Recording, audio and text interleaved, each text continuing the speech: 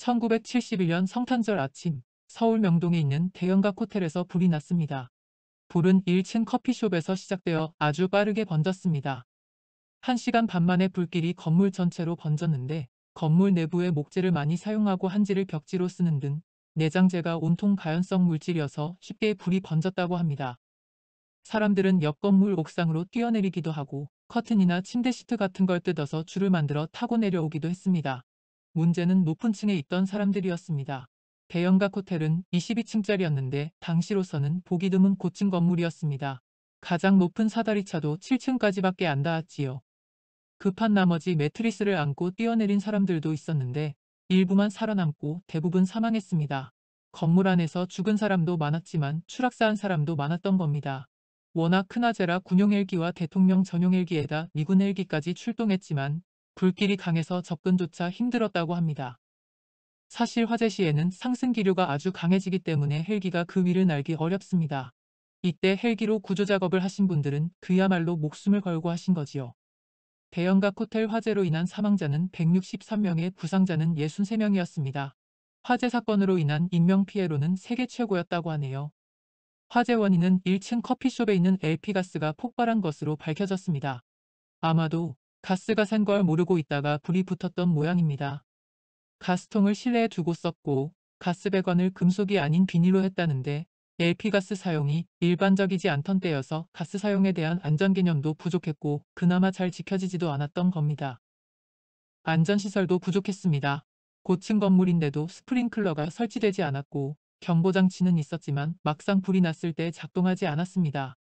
고층 건물에 비상 계단도 별로 없었던 데다 옥상 출입문은 닫혀 있었다네요. 옥상 출입문 앞에서 20여 구의 시신이 발견됐지요. 대형각 호텔 참사는 소방법을 강화하는 계기가 되었습니다.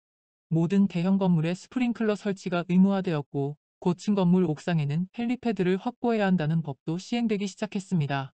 대형 건물의 화재보험 가입도 의무화됐지요. 사고 이후 몇 차례 소유주가 바뀌다가 지금은 고려대형각으로 이름을 바꾸어 남아 있습니다.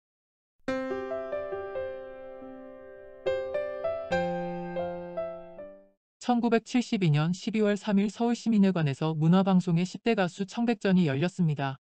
연말마다 개최되던 10대 가수쇼는 최고의 인기 가수들이 출연하는 공연으로 인기가 높았지요.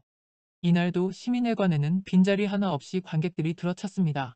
공연이 끝나고 관객들이 자리를 뜨고 있는데 갑자기 펑 소리가 나더니 무대 위에 조명장치가 터지면서 불이 시작되었습니다. 순식간에 연기가 번지고 사람들이 놀라서 우왕좌왕하는데 정전까지 되면서 공연장 안은 아수라장이 됐습니다. 불은 맹렬하게 번져나갔고 불길이 건물 2배 높이까지 치솟아서 멀리서도 보일 정도였다고 합니다.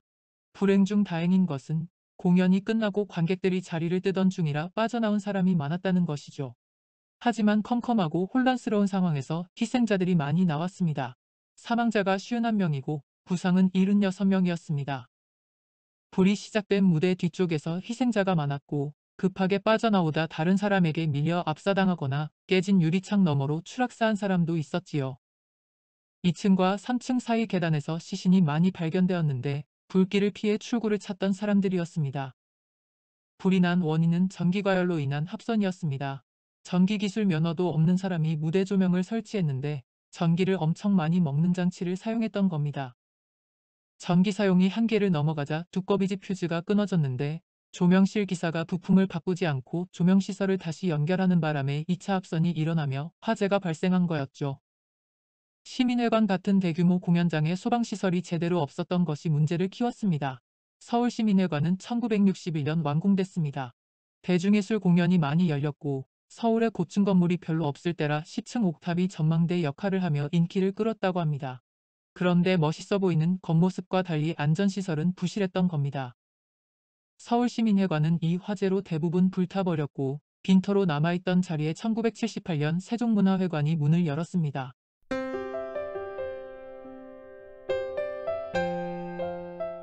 70년대를 뒤흔든 화재 사건 중에서도 청량리 대왕 코너 화재는 특히 눈길을 끕니다.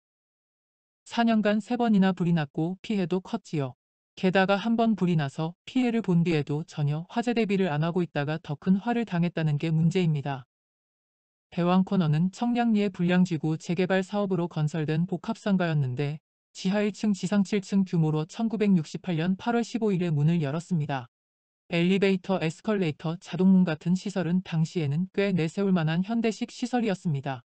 청량리를 대표하는 종합상가로 잘 나가던 대왕코너에 처음 불이 난 것은 1972년 8월이었습니다. 1층에 있는 분식센터에서 에피가스가 폭발했는데 건물 전체로 불이 번지며 6명이 사망하고 80여 명이 부상당했습니다. 사망자는 대부분 6층에 있던 학원의 수강생들이었습니다. 화재 후 조사에서 대왕코너는 내부 시설이 화재에 취약한 데다 소방시설도 갖추지 않았던 것이 밝혀졌지요. 게다가 5층으로 허가를 받아놓고 7층까지 무단으로 건축한 것이 드러나 서울시의 담당 공무원에 대한 수사로까지 사건이 확대됐습니다.